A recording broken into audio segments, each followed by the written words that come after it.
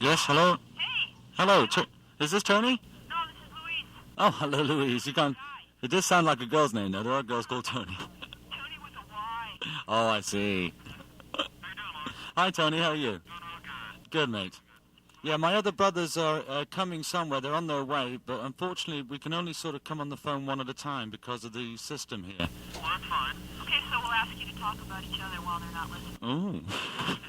Oh, sounds devious. You're taping on your end, correct? I'm sorry? You're taping on your end. Yes, we'll be taping in about 2 seconds. The guys, Scott's just lining it up now. Oh, good. We are now recording. You're in Miami, aren't you? Yes, we are. Oh, you guys hanging out there for a while? Yes, we have our studios here. We've lived here for in Miami Beach, actually. We've lived about 9 years now.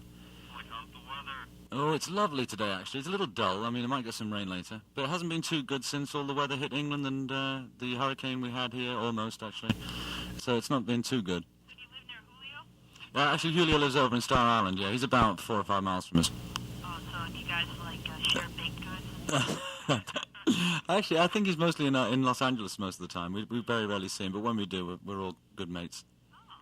So what's the appeal to Miami and that whole area? Well, for us, years ago, it was naturally the weather.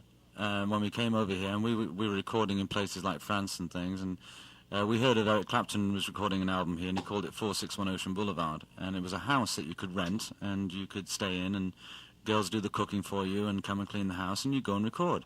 And we thought, what a lovely idea. So we tried it out for the main course album, and when we cut Jive Talking and so forth at Criteria Studios in Miami Beach, in North Miami, I should say. So in those days, it was just a whole change for us to go back to England with a great tan, you know, to making an album. But the studio was so good, and it brought us so much luck, we just sort of, and at that time, particularly in England and Europe, we didn't have much success with records, so we were going through a down period there. So all of a sudden, America wanted us, so we thought this is the place to move to, and then we found out about all the things like state taxes and things, you know, and hurricanes, yes. But you all have, I think I remember reading about this, you all have your own houses, but they're kind of close to each other. Oh, yes, we're all on the same street, yeah, within a few doors of each other. And Robin and Barry have one neighbour in between them. Do all three of you have children? Oh, yes. I have 2, a boy Adam, who's 11, and my daughter Samantha, she's 7. And Robin has 2 by a previous marriage, Spencer and Melissa, and 1 by his marriage now, Robin Jr. And Barry has 4 boys. Oh, yes, yeah. So, when did you actually go into the studio to start the ESPO? I think that was in March, last March. We actually started writing a month before. And we started actual work in last October on the album and went through and then worked in New York for about a month doing some backtracks before Christmas. And then came down and started in March here in our own studio doing more overdubs and fixing things and doing vocals and so forth, you know, so. Was it the first time the three of you had tried to write together in a long time? Oh, no, we've been writing together for years. We've had a lot of success in the last 6 years, not as Bee Gees, but as Brothers Gibbs in the writing and producing of other people, from Barbra Streisand's album Guilty, to Dionne Warwick's Heartbreaker, Kenny Rogers and Dolly Parton Islands in the Streams, Chain Reaction, which was a huge hit for Diana Ross. So we've been doing a lot of work, you know, we've been very successful at writing songs and having hits with other people. Did you find that people are surprised, or any reaction of surprise, that you guys have recorded actually together? No, I mean, that's the funny thing is we've always been recording together, but it just wasn't out as the Bee Gees entity. See, at that time, you must remember, we came off such a saturation point. It was just madness. I mean, they were having radio-free weekends in different cities of Bee Gees not playing the Bee Gees records, and it was getting a little scary. So we got too much saturation, and we thought it was a time to take a lull, just lay down for a little while, and just concentrate on our songwriting and production. And we got the offer to do Streisand, which was the beginning of it, and we thought we'd go that route just to give people a rest from all the, as I say, the saturation fever period. But as I say, we've been writing, we've never been apart from each other, and to make an album is just now the appropriate time. And also we were waiting to get, we weren't too happy with the record company we were with, so we decided to let that run out. There's a lot of reasons behind it, but basically to expand our songwriting and explore production and work with other people. Can you relax a lot more now that you guys are at the top of the world? I mean, there's only a few bands bands that ever do that, where you have all these massive hits like that. Well, it's It must be a lot of pressure, and now it's a little more relaxed for you. Is it better now? we just, as you, I don't know whether you're aware, but the record in England and Europe has gone to number one, and it's been doing so amazingly well over the rest of the world. It's something that we miss. We couldn't just sit back and relax and not write or not do anything anymore. It's like saying the same thing about Michael or Fleetwood Mac or even Stevie Winwood, if you like. I mean, why do they keep going? Why do they keep making records? And they're older than we are, So it's just been in us, and we've been doing it all our lives. And I don't think we could ever just stop doing it and rest on your laurels type of attitude. I think that's silly. Well, it's boring. Yeah, it is. Especially when you're creative. Well, it just stops the creation if you start just sitting around going, oh, well, I don't need to do this anymore, I don't need to do that. We enjoy making, it's our hobby, it's our life, it's what we've been doing all our lives. It'd be just silly. I mean, people, if you want to talk about people with longevity like Richard Rodgers and the Rodgers and Hammerstein people, I mean, Richard Rodgers was writing songs well into his 70s. So it's hard to say what we'll ever be doing, but, we couldn't stop what we're doing now. It's just, so it's sort of, when you think of people like Boston or a few other groups that are just so Grateful Dead all of a sudden seem to be coming back, which is quite extraordinary. But, why are they still going? Why do people still go on? And I think they're in their 60s, I think. Yes, no, I think they're about 80. It looks about 80, oh dear. Garcia. Oh, Jerry Garcia, yes. He had some medical problems, too. Not a pretty story. Oh, I didn't know that, no. No, sorry. But, what do you think? I mean, stuff goes in cycles. It's kind of weird, and I think the whole album is tremendous. Thank you. I got it in my car, and I think I've played it about, 5 or 6 I can vouch for that. The entire network has heard the album. Compliments of Louise Palanker over and over again. Oh, that's terrific. I'm glad you like it. Because I was really frustrated, because, we get the reports in every week, and Mm-hmm. nobody was going on the record here in the U.S. because they were like being chicken. Yeah, it's really strange. And then it goes to number 1 in England. Now, what is the difference between the attitude of American radio and British radio that such a great song could be overlooked like that? Well, once again, I think they tend to pigeonhole us for some reason. I mean, radio in America knows we made records long before the disco period, and we'll be making records long after all that. It's just they seem to pigeonhole you and put you in the 70s, but some people think it's unhip to add the Bee Gees. And we find that frightening, how people can just make up their minds and saying, well, we're not going to play this group because our ratings will drop if we play them. That kind of attitude. And I'll tell you the truth, I didn't know we had that much power. But, I mean, they may as well say the same as we're talking about. You may as well say the same about Genesis or Fleetwood Mac. I mean, they had their records without a second thought, yet they were before us, and they're older than us, and they had an image thing too. Or the Monkees, if you want to talk about image problems, there's an image problem. But, it's just that they would tend to add the Monkees record, which are not even a genuine group. And we never were. They were manufactured, and it was all a gimmick in the first place, and a rip off the Beatles anyway.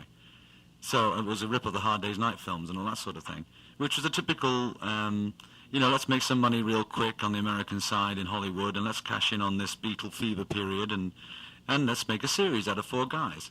So the Monkees were manufactured, yet the radios in this country will add them quicker than they will a Bee Gee record. Well, see, it has to go through its progression of hipness. Now, when MTV started playing the Monkey reruns, Yeah. the Monkees suddenly became hip. Now MTV has added your video. Yeah. So Yeah, but they've added that for a while, but they refused to add the Monkees video, funnily enough. So, well, that's because the Monkees were hip last summer, and yeah. they're not hip anymore. Well, it's just still, the radio out there still adds them. I mean, the radio still added them, even though MTV didn't. Radio still added them more than we did. And that's the thing. They seem to put us in a hole. They say, hey, no, I don't want to play this 70s stuff, as if we haven't changed, which is really strange because, well, for instance, the clothes we were wearing in the 70s were not the clothes that we were wearing in the 60s and so forth. And we were just wearing what everybody else was wearing in the 70s. Plus, the music that you did in the 70s was very different than the music that you did in the 60s, and just Exactly. different in the 80s. Because being songwriters first, we know we have to keep our ears open. We know what's going on out there to keep contemporary. Otherwise, we wouldn't have had the hits with all those other artists in between the time we've cut the album. And or been number 1 in England and Europe and so forth, where we thought we might have had more problems. But and the American radio people, for some reason, don't want to accept us as the group that we originally were before the fever period. As I say, we had hits long before that. Why do you suppose that it just doesn't come down to a good song? Well, yes, I mean, the music speaks for itself. I mean, the image problem was no problem in England and Europe and the rest of the world. I can't see why the American radio programmers are putting us in a pigeonhole box and saying that we were only good for then. Maybe they'll, You know? now that they've seen the song go to number one all over the world, now when you release the second single, Well, we've proved that it's a hit. You know, we knew what we were doing when we did it. We knew that it would be a hit, whether it would be here or not. It was just the radio stations here gave us a shock of our lives. For some reason, they just thought, no, we shouldn't have this record. It's not hip. I think everyone was afraid to go first. And they were But what is it? It's only fun. It's only music. It's pop business. It's not, some big political scandal or something going on. It's only a record, but it's good music, and it's a damn good record. And to sit on it just because they think that we're still doing things in the 70s when we're not, it can, when you think that radio stations can ruin someone's career like that, so the public lose out, because the public don't get to hear the record, because the radio stations are afraid to play it. I think they heard it because I was playing it pretty loud in my car. I have a convertible. Thank you. But all the funny thing is, all the stations that have added the record, it is now the most requested record on those stations, and it's going up their charts. The one in Salt Lake City I heard yesterday, it's gone up from 40 to 24 in the Salt Lake City Parallel 1 station, and it is the most requested record in Salt Lake City. That explains the numbers coming off the computer because it was on 40 stations or something, and it didn't get any ads. Yeah. It still got a +2 Yeah. movement. Well, Y100 here that had it in Miami, it's the most requested record on Y100. I mean, it won a music challenge 3 weeks in a row. And Boston, so they played it against all the new singles, including Bad, funnily enough. And we beat all the music challenges for the 3 weeks running. I think after you have some hits, you're going to have to re-release New One again. Well, that's just it. You see, we thought we'd already had the hits. But you see, we didn't think we'd have to prove ourselves to American radio stations. After all, it's not as if we have done the radio stations any bad business over the years. We've done a hell of a lot for the record industry, and I hope that people, we're not saying that, hey, you can blame us for all this, but, hey, guys, give us a break, forgive and forget. We did something that was a project. It was a film. It was just a project to us, just like doing Kenny Rogers and Dolly Parton or Barbra Streisand. It was just a project. Nobody knew it was going to be a phenomenon, but then again, everybody had a great time.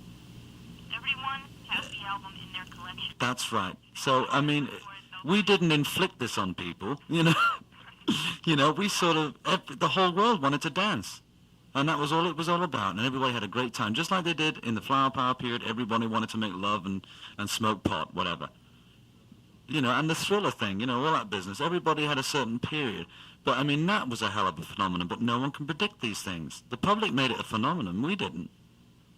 You must remember that. And there's also a film with that which made it also. It was a great marriage of movie and music, and everybody had a good time.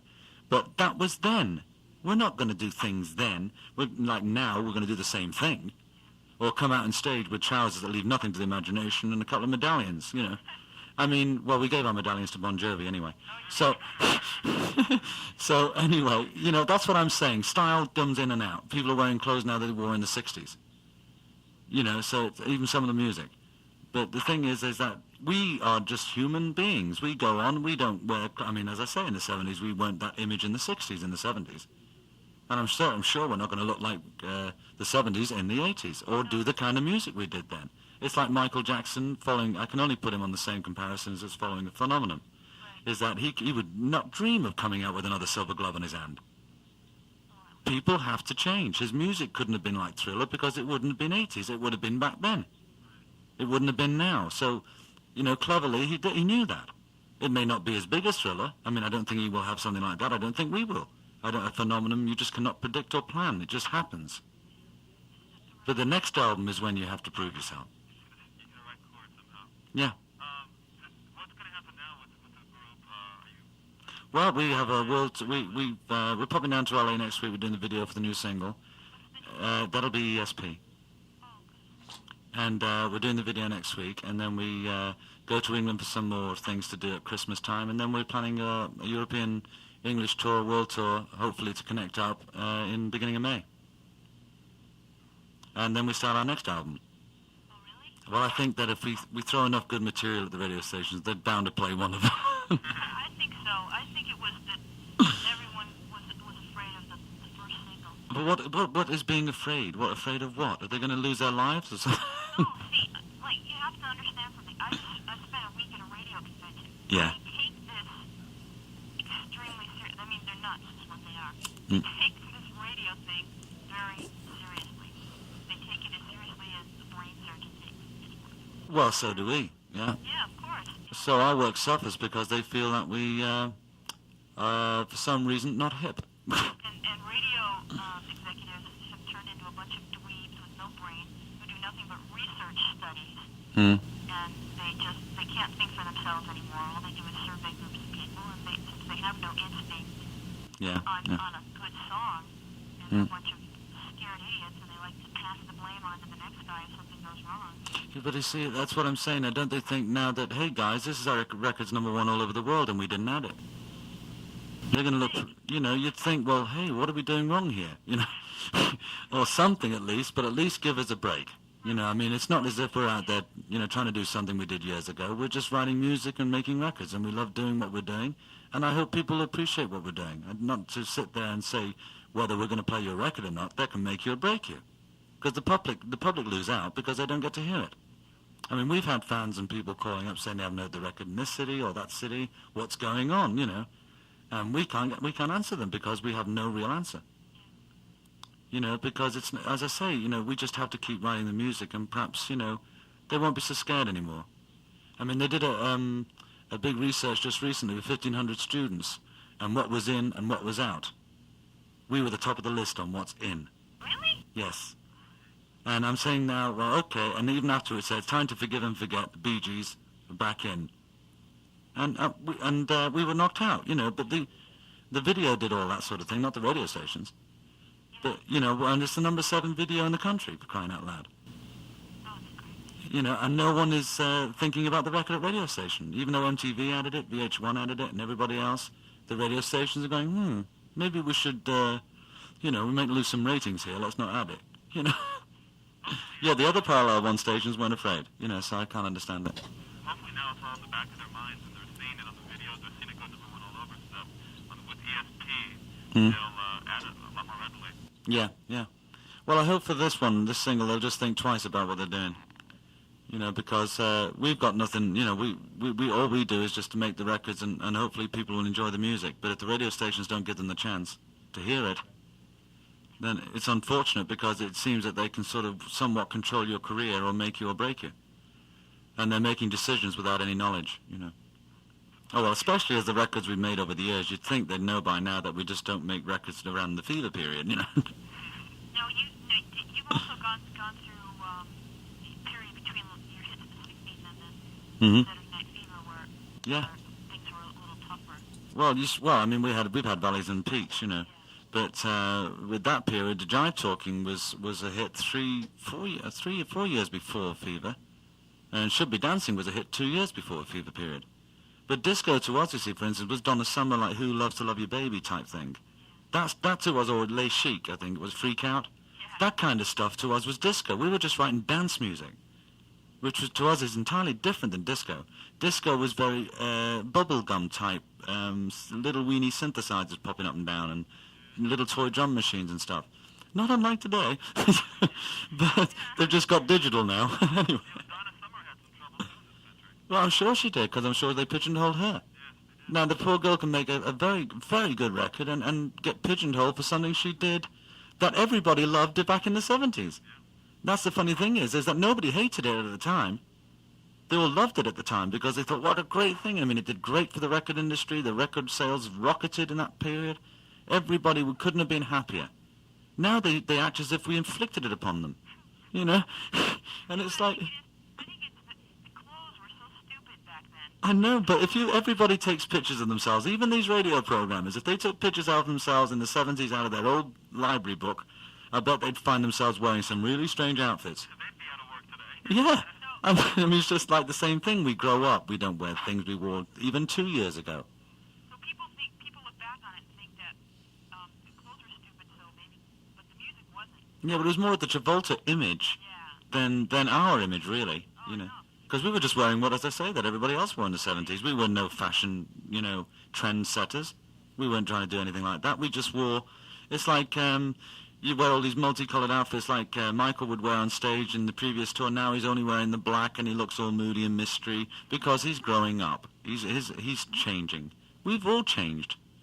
You know, Genesis, we found pictures of Genesis in the 70s, look just like us. You know, but it doesn't make everybody think, oh my God, are they going to look the same? Well, I thought you looked very cool on Top of the Pops. Well, thank you. That's nice to hear. Could you tell us a little bit more about ESP and Mm-hmm. why you guys wrote that? Well, ESP is based loosely on communication without words. It's, well, you know what ESP is anyway, but it's, we all have it, the three of us have it. And everybody's born with it. It just develops, or it can be developed if you want it to be developed. It's not a supernatural thing. It's a human natural thing. And Robin and I have had many experiences when we were kids, being twins. We've had a lot of things where he had an accident and I ended up with the bruises, things like that. And he would come into a room to get something, and I would be in another room, and I knew exactly what he was doing and where he was getting it from. And I think it was a pencil at that time. But I just knew things that were happening when he was going to call and all that sort of stuff, or want me, you know. And we've all had experiences. Barry's had the same with us because the three of us have grown up together so close because we've been in the business since we were 6, Robin and I. And we worked clubs in Australia and everything right up till we came back to England in 67. And we'd been mixing with adults, grew up very old quickly, you know. and the three of us have had these kind of experiences. But the album itself is based on that. It's communication without words. It's in the threads of it going through each song. Is the experience of ESP a lot closer with family members? I think so, yes. Particularly when, in our case, when we write, yeah. When we're writing. It's automatic. Sorry? You can feel the thread. Oh, yes. Where people are going, what he's thinking, where he's going with that. Oh, yeah. Well, I know, for instance, we know exactly what kind of song we're going to write before we even open our mouths. It's sort of... and one time we wrote a song, the three of us went away and wrote a song called World. And the three of us came back and it was almost exactly the same song. The same tempo. It was even in the same key. And we put that song together and it was a big hit for us in England. So experiences like that have worked, you know, and we've had that. We had that with Islands in the Stream too. Yeah, I love that album. That was a nice song. That I liked. That. I liked the album too very much. Yeah, it was good fun. There were some other songs on that album that were amazing. Yeah, yeah. But that's what we love doing. You see, that's the reason we did, you know, take some time off because what Michael is going through now is exactly what we went through, and it can be pretty scary. I mean, I hear people saying things, oh God, not Michael Jackson again, or this, that, and the other, and they're saying the same thing. That's what they said about us. You know, you just get a little bit too much of the image where it over actually shadows the project or the product. So people like radio stations will add that single because it's hip to add it, not because it's good or bad. And that was happening to us too. You see, so that's what happens. A radio station or two radio stations in one city might say one thing, and the other one guy might add the bad single, and the other guy won't. And he says, "Christ, man, if you don't add it, you're going to be uncool." Or if you don't have it in your record collection, whether you like it or not, it's not cool. You know, so that's the kind of thing you get to the stage. And we had that saturation point so much. That's why it was such a good thing to do, to get back and set back and work on our music and expand our songwriting for other artists and produce them and so forth. Are the three of you always writing songs every day? Mostly, yeah. We've just done some fun songs recently this week. We've just got some ideas down on tape. And that's the good thing of having your own studio. You can come in without worrying about if you're going to run over time or not. So we've had our studio completely updated to all digital. We have a new V series board and Mitsubishi 32-track digital, and we christened it with the album. So all our gadgets and fun toys are in here, and we just come in when we feel like it, really. And there's a new thing we've got called a wave frame, which is like a cross between a Fairlight and a Synclavier for computer instruments, which is wonderful. It's been a great asset in our writing and giving us some good ideas. Has there been anyone else that's wanted to come in and record? Anyone famous that we know? Barbara's been in here, and I say Kenny and Dionne Warwick and Michael Jackson's been here with us. He's been in a lot. Michael's a very good friend. You know, don't get me wrong when I talk about him. I'm not talking about him in the bad sense because he's a good mate. Yeah, I know that he likes to talk to you guys because he feels like you went through a lot of what he went through. Yeah, exactly. And he's been down here. He stayed with Barry, and we wrote a song together, Barry and I and Michael, called Eaten Alive, which was on the Diana Ross album. Oh, yeah. And he did some backup vocals here with her and sang on them, and Barry as well. And we just had a good time. And when they were touring, he stayed here, and when we were doing the Ross album. So we've been in touch, and you know, he stays very close to the kids, especially. Oh, yeah, he loves Yeah. Now, are any of your kids showing interest in music, or do you let them Oh, they all are. My son, particularly with this radio business, my son has got right into it. The R&R is his Bible, you see. But he get, You got 5 ads. yeah, right. You'll see. You call us up. We're in England. He'd call me up and say, "Dad, I'm not too happy about Boston." I go, "What are you talking about?" And only a year ago, he was working on the meteorology system of the weather. You know. He likes to analyze stuff. Oh yeah, but my daughter, I think, is going to be the one that's going to be up front there. I think my son might be behind the scenes. I don't know. She sing? Oh yes, yeah. And she plays piano brilliantly. She's never been taught. She just does it. Which is exactly what I did, actually. She does exactly the same way I did it. Yeah. Well, I showed her Memories the other day, not the other day, it's a few months ago now, and I played Memories to her, and just the melody line, and she played the melody line. As soon as she heard it in her head, she could find the notes, and she heard the song in her head, she'd find the notes on the piano.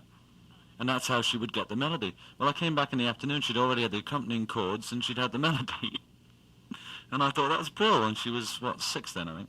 Oh, that's amazing. You know, so I thought, that's terrific. And she's now playing it with feeling, you know. Where before it was dang, dang, dang, dang, dang, dang, dang, dang. But, yeah. Oh, I think she has, actually, because I say she'll hear a song in her head and she'll go with the piano and she'll play the notes on the piano. She'll find them, you know. So she's got an ear for it, that's for sure. Well, now, why do some kids do that and some kids don't? Why I don't know. A lot of people, you know, have asked us, I'd love to sit down with you for an hour or so just to see how you write. Or do this or do that. And we can't explain how we do what we do because we've been doing it all our lives. And it seemed, I think we were born with it, definitely. We're blessed with it. I don't think you can be taught to do what we do. I think you can get influenced or you can become inspired by what other people do creatively, but you can't necessarily be like them. You know, and I think we were just born that way. It just happened. You know, I don't think any of us have had even any other kind of jobs. We've just been doing it. You know, so it just comes automatically really to us. Do you have any comments in reference to Andy? He's been getting some inquiry press here in the States. Oh. Well, Andy's fine. No, I mean, Andy's in good shape. He had to do what he had to do. It was his decision, and he had the best advice. And he's been well looked after. I mean, he's not, you know, walking around the streets with his hand in his pockets. No, I mean, he's good. You know, I mean, he had to do the right thing, and he's in good company. There's a lot of good people who've done the same thing he's done.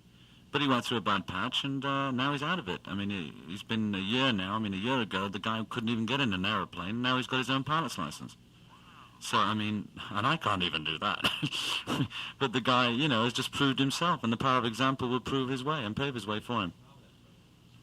You know, that's the only reason I mean, we all love the guy. I mean, he's just got to now go through it. Well, I don't think we have very much time left. Oh, okay. But if you could you say, do one-liner for us? Sure. Because you are in Miami. Yes. And Hit Radio 100 is our station there. Right. Our affiliate. So if you just say hi, this is Maurice and Barry Gibb of the Bee Gees, and you're listening to Hit Radio Y100. Okay. Hi, this is Maurice Gibb of the Bee Gees, and you're listening to Hit Radio Y100. Boris, are we going to talk to Barry or? Yes, they're right here now. Okay, I shall now put Barry on. Okay, well, it's very nice talking to you. Okay, take care then. Just a second now. Bye. Barry, it's Tony.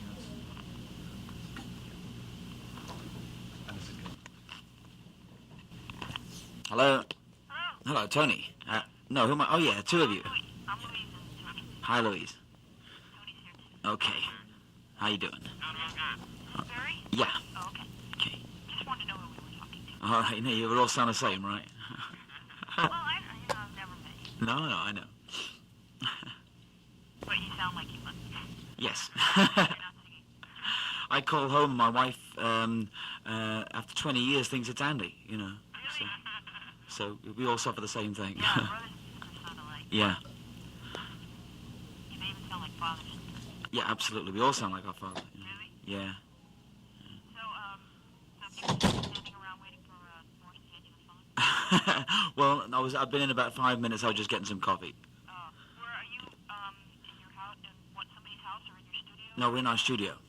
Yeah. Yeah. So is the studio in somebody's house or is it like separate from the? Oh no, it's separate. It's about 5-10 minutes from our houses. Yeah, it's an old warehouse converted. Yeah, make it look like a new warehouse. And is it like bigger than the houses put together? I don't think. Well, No, it's not. It's a small building, but it's a warehouse type building in a small warehouse type of district. So it's relatively quiet. So you don't, when you play real loud, then you don't come and bang on the door. This is true. Have there been people that have found out where you guys record? Yes, there are people. Well, in this district, there are people who know we're here. We have no signs or anything like that. So I mean, if you were just passing through this district, you'd have no way of knowing. But the people who work around here and have other companies or other warehouse situations, they know we're here, and they're very nice people. So They don't stand out in the corner and sell maps and... no, no, that goes on near the houses. That doesn't go on here. Yeah. So are you, when you listen to the new album, are you happy with what you hear? Sure. Yeah, strange question. Yeah. Thank you for asking. Oh. So it's pretty much the sound you wanted the Bee Gees to have for the 80s. Yeah. And we'll move on from there. You know. Where did the whole the 80s sound for the Bee Gees come? You guys look at what's happening in music now? No. No, we just bury our heads and start writing, and what usually comes out of it, just by all of our experiences. You don't listen to something with a sort of a view to being influenced by it so much. Things you hear on the radio, things you hear on television, usually have an effect on you anyway. If you're not listening, they'll sink into your subconscious and they'll mean something to you later. You can be influenced by the times around you without having to go and check on what they're doing, you know. So we sit and we write, and we've already been, what's the right word? We've already absorbed a lot of things around us before we go and start writing. So what comes out of that? We don't go looking for a specific type of music or a specific type of idea. We just start writing and try to leave your brain wide open, you know. And it just comes out like the way it would come out of Bee Gees. Well, yeah, I mean, the Bee Gees don't really have a way of telling you whatever made them sell records in the past. We just go in and out, and we just and we write primarily, and it just comes about by that way. And Because, you know, it doesn't sound like stuff you did in the 60s or the 70s, but Right. if you heard it and you didn't know who it was, you'd know it was the Bee Gees. you still know instinctively that there's a certain sound there. Yeah. But we're sort of guilty of never quite hearing that sound. We're the Bee Gees, so when you do it yourself, you can't be as objective. You can't really hear what the Bee Gees sound like to everybody else. But still, I mean, I went out and got all the records that you produced just because I love Oh, the great. sound. Oh, great. Thank you, love. You can hear, I can That's hear great. it, you know, in whatever you do with Barbara and Kenny and... Oh, that's great. But you know those things, they're sort of slightly stumbles, and you don't, when you work with another artist, that's the extra chemistry you don't count on. So, I mean, although it can sound like something that we've had something to do with, the fact that it's another artist really helps the situation, and it makes for something new and something different, you know. That's a new ingredient to the mix. Yeah, and it's fun. And I think that it's like working with another instrument, you know. And it's great fun. Are people still approaching you to do soundtracks? Well, yeah. I mean, we're not being offered, people are not coming up to us and saying, will you do the music to this film? We'll commission you to do so. See, the business doesn't work like that. What happens is a film company will put the word out. That, you see, for instance, we've been asked to write the song that finishes Crocodile Dundee 2. Really? Yeah. Now, we haven't done that yet, but we've been asked to do it. But what will happen is, you see, they'll probably ask about 2 or 3 people to do it. And then they'll choose the best song, and they may not tell us that. So it's, while we all believe that it's probably very straight and they're asking us to do that song, there are a few top Australian artists, apart from the Bee Gees. I mean, obviously the reason is we're Australian-based in the first place, so they want that connection. There are other Australian artists that will also ask, like Johnny Farnham. There are people who will also do that last song in the film, and they will choose at some point which is the best song to go at the end of the film. That's how the film companies work. They work pre-contract, you know. Well, but at least you wrote a great song and you can use it for yourself. Well, yeah, I mean, but films usually ask you, and then they ask other people as well. So you're You not. call each other up and say, hey, did they call you? Same thing. Well, that can happen too. Liars. Well, no, actually, this hasn't been the case with these people, but that's how films work in general. I bet he did, though. No, I shouldn't think so. But they've asked us either to write the song for the end of the film, or to produce one song with Johnny Farnham, which is the other Australian artist. So obviously they're thinking in 2 or 3 different ways. Either way, we'll do that song. But in answer to your original question, there's a lot of soundtrack situations. But the major soundtrack that I think we're going to be working on is our own production, which is Hawks with Timothy Dalton, which is in shooting now. Really? You're going to do the whole soundtrack? Well, we're producing the film. Oh, you're producing it? Yeah. It stars Timothy Dalton and Anthony Edwards, the partner from Top Gun. Right. Yeah. What's the film about? The film is about 2 young guys that are terminally ill of leukemia in a hospital in England, American and Englishman. And they decide to break out and do everything they can do before they die. And it's a comedy. It's a comedy? Yep. Oh. It's like the end with Burt Reynolds. Well, it has a flavour of that. There's no question about it. And it has a flavour of that. But we put these 2 people together, and to have the James Bond, the guy who played James Bond, do it and agree to the script is wonderful. And they're shooting right now at Pinewood Studios. In fact, they're in the 4th or 5th week of shooting. Did you guys write the script? No, it was. Well, it really is. It's not exactly the Bee Gees. It's myself and my partner David English who devised the idea of the film, and then it was a screenplay by Roy Clark following that, and so it's really a Barry Gibb, David English presentation, and I think at this point it looks like the Bee Gees may be doing the soundtrack. Now that's simply because we have the power to do that because it's a film that we're doing. But it may not be that good for the film to have the Bee Gees doing the whole soundtrack, so it might be a compilation. It might be a lot of artists. We'll see. Call up Maurice and Robin and tell them that you want them to write the music for the soundtrack, and then call some other friends and tell them that you... Well, that's what's exciting about the fact that we have all these things at our disposal. If we think that the Bee Gees should only do maybe 1 song or 2 songs, that's up to us. And but we've already got a commitment from Eric Clapton to do the theme. So I mean, it's going to be an exciting project. Well, You know. well, if I Yeah. put my money on it, it seems to be like a lot of soundtracks right now that are doing really, really well. Like Yeah. Top Gun and Beverly Hills Cop are soundtracks as a compilation of people's favorite artists. Yeah, I think so.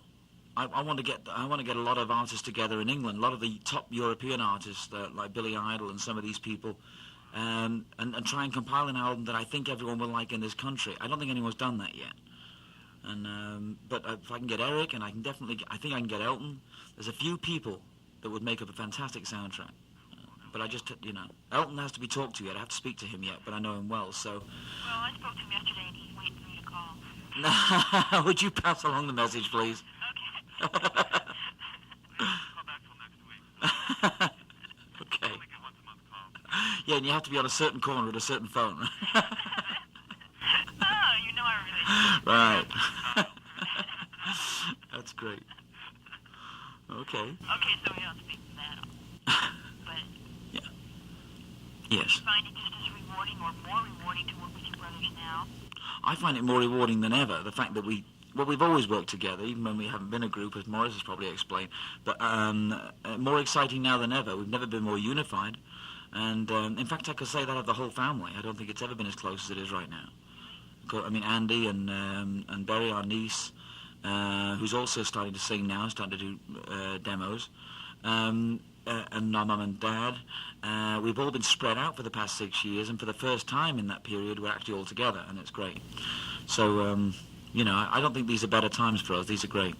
These times are great. Do you have time to get together as a family? Absolutely. Well, we're more or less together every day. I don't mean every day of the week, but we all live in the same street, and it's an entanglement of one large family where you'll see everybody once during the day. Do the other people on the street tell all their friends that they live on the street with the Gibbs? And Well, I don't know what they tell other people. Don't come down here. It's a neighbourhood street. I mean, granted, it's a prosperous neighbourhood street, but it's a neighbourhood street of large families. Many not unlike our family, and we tend to fit in rather well. Nobody, people don't stand outside. Neighbours don't stand outside. That we all know each other. And we all join in the community situation. We join in all of the local charities and whatever we can get involved in. We're members of the community here, and it's nice. Do you miss Australia? Very much. Yeah. Well, I do personally. I can't speak for all of my family, but best years of my life. And And you got your parents in Florida with you now? yeah, well, Dad's in Woodland Hills. He doesn't want to leave his roses yet, but he's coming. And Does he grow roses? yeah, and Mum, who's here, and everybody else. So I mean, it's just a matter of time now before we get Dad to come down here. But we'll see him next week. We'll be in LA anyway. You know. Yeah, you're going to shoot the video for ESP? Yeah. Have you got the story planned out? Well, Steve Barron has, and it's pretty good. It's pretty good. It's new techniques, and he's going to try and break ground. So I think it's going to be exciting. Great. How did you have, did you know all along the order of the singles that you want to release, or are you sort of feeling? We don't have any. The only feeling we have is ESP has to go out as a single, and it can't go out as the third single. It has to be the second single, and should have probably been for America the first single. But yeah, I think so. In hindsight, but you know, you can't make those decisions if you haven't got the hindsight. What do you think now? What, I mean, Obviously, it's a more American record. It's the title of the album, and You Win Again had a European flavour, and that might have gone against it here. So, you know, you try to add all this up after the fact, and I think that it seemed like the right thing at first, but some of us have always felt that there should have been a split single, that ESP should have gone out in America. But now's the time. if I were a program director, I would have put You Win Again on the radio the second I heard it. Oh, well, thank you, love. 'Cause Thank you. I think it's amazing.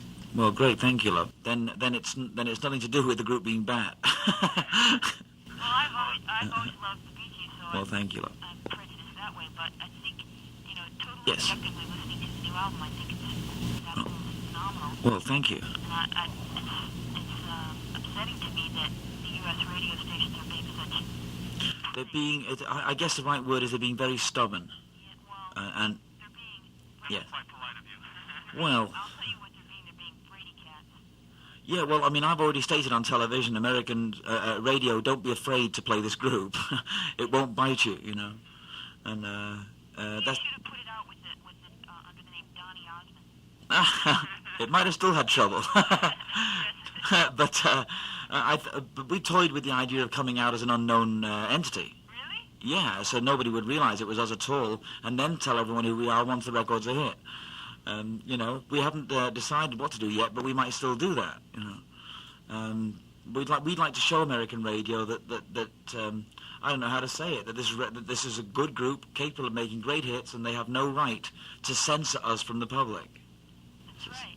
They have no right. That's like ancient times. You don't do that. It's not like you're a new band or anything. No, well, it's not like we stink. This is a good group and it has many fans, and it's just wrong to censor us. The word is censor. That's what they are doing, and that's something they should be against. You know, It's really silly. it's something they should be against. I do have one good thing to say. There's an amazing larger-than-life cutout on the side of Tower Records, Oh, really? which you will see when you come to L.A. Oh, that's great. Drive by Tower on Sunset. That's great. You'll go, whoa. I'd love to see that. You replaced Michael Jackson on the side there. And Pretty hip thing to do. he looked a little strange. He looked like he had his hips done. On there, they have these obscure Yes. poses on it. They're not regular. It's like strange warped. Oh, I see. I see. It's meant to be that. Or maybe it's something he didn't get approval on. You know? No, they looked kind of neat. They were like, wow. Well, yours The inside of the album is what it is. yeah, it's the inside. The pictures of the Oh, yes. those pictures. Yeah. But yours is like it's the cover shots, which look far away on the album, but Oh, that's beside the great. Tower, they look like, Yeah. Oh, I'd like to check it out. That'd be great. huge. Let's. It's like the cover of the album, actually. Yeah. All right. They're Yes. cutouts.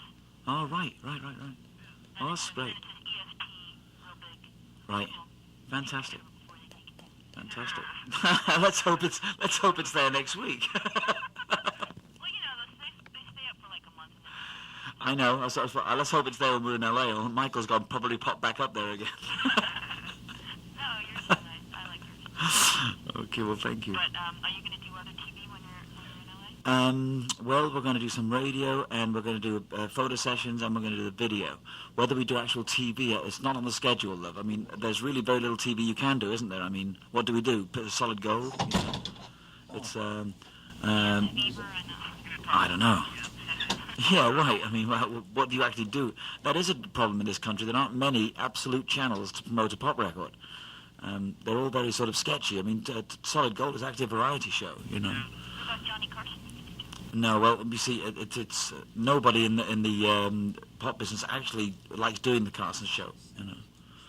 Yeah. Well, not nobody that we know anyway. You know, because of the sound and because it doesn't you don't come across properly. If he's in a hurry, you can look very bad. And if the host uses the attitude that he's a bigger star than the guests are, it doesn't work either. So, you know, it tends to everything. Johnny Carson tends to shadow everyone. And, Maybe you could just come out and do some stand-up comedy. or a little tap dance, maybe. Yeah. Here's one for Johnny. Parrots that talk. Oh yeah, that would be great. But Letterman might be. Letterman would be good, or Saturday Night Live possibility. We'd like to do those shows, you know. But yeah, it would be nice, and it would be a nice change for the Bee Gees to suddenly become that visual. Yeah, because I thought you looked great on top of the plastic cake. Oh right, yeah, I did too, because I couldn't get a copy any other way. So. Oh, you can borrow mine. Oh no, well I've got one now. Yeah, that's great. Yeah, so I mean, a few people in this country have seen that too, so that's good.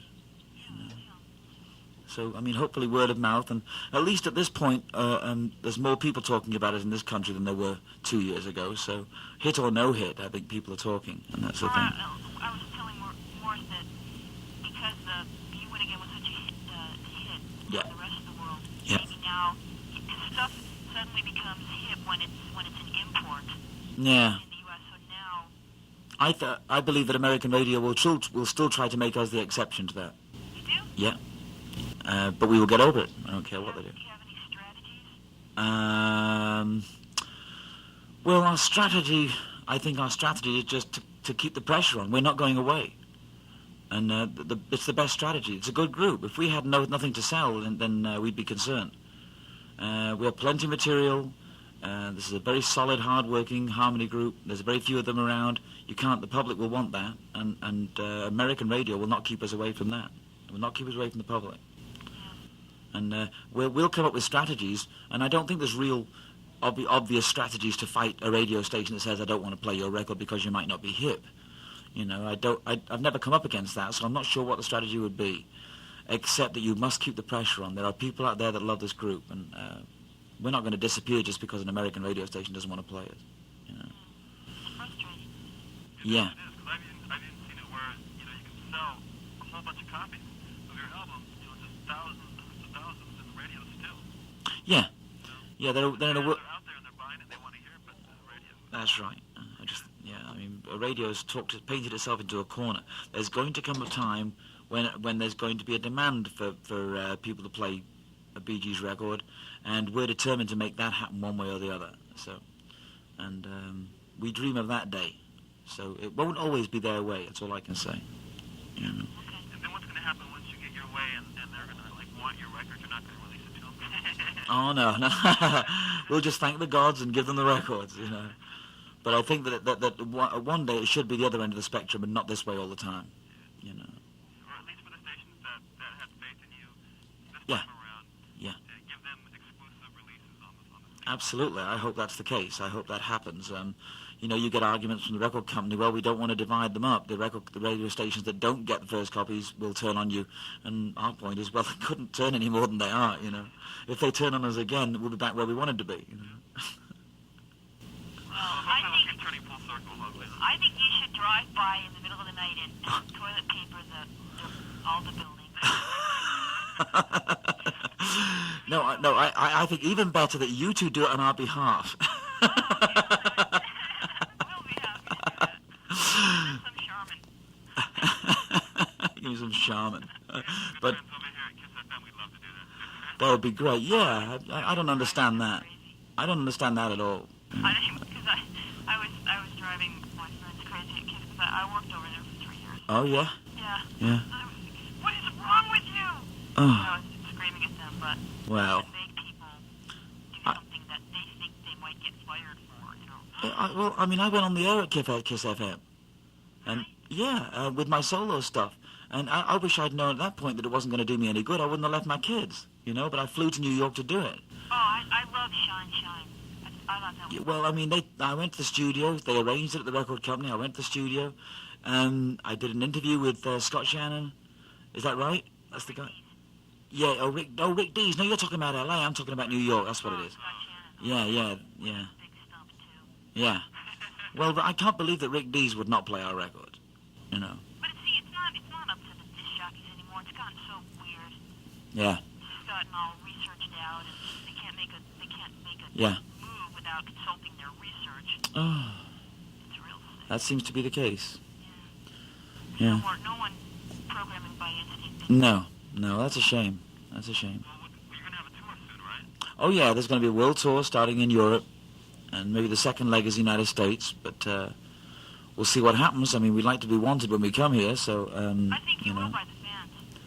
Okay, I'm love. sure you will. Okay. And I think with the second single, now that you indicate it's going to hit all over Europe, you've proven. Yeah, it would be nice if it spread here, or it would be nice if the momentum meant something here. And You know what's going to happen is the tour promoters are going to put you in a venue that's probably too small, and they're going to sell out all these nights, and then next time you come around, you'll have a big venue. well, I mean that traditionally that's happened to other artists too. So that it depends. We'll obviously do real well in Europe. We'd like to know that we do well in America, and we'd like to have a record behind us that's working. So I mean, hopefully it's the new one, and we'll see. We'll see if the barriers are still up. But one way or the other, we'll be back. All right, Barry. Well, we don't want to hold you up. Not at all. Not at all. Thank you very much for talking with us. Oh, pleasure. Well, thank you. Okay. Could you That's do great. one liner for Yeah, us? absolutely, We absolutely. have your home station there. That's one of our affiliates, is Y100. Yes, indeed. Just say, hi, this is Barry Gibb of the Bee Gees, and you're listening to Hit Radio Y100. Well, you should know that Y100 are our best friends in the world. Are they? Absolutely. That's the station. Say that then, too. Okay. He's probably already gone up there. We've been up there. We know Cadillac Jack. He's one of our oldest friends. Oh, okay. And they have been totally supportive right through this record. And this, You did a liner for them? yes, absolutely. Okay, then that's fine. I'll do it again. I don't care. Okay. Okay. Hi there. This is Barry Gibb, and you're listening to our best friends in the world, Y100. Great. Thanks a lot. All right. It was wonderful talking to you. Look, absolute pleasure. Absolute pleasure. Putting this on the show. Well, thank you. That's great. All right. Barry. Okay. Bye bye now. Bye-bye. Bye bye now.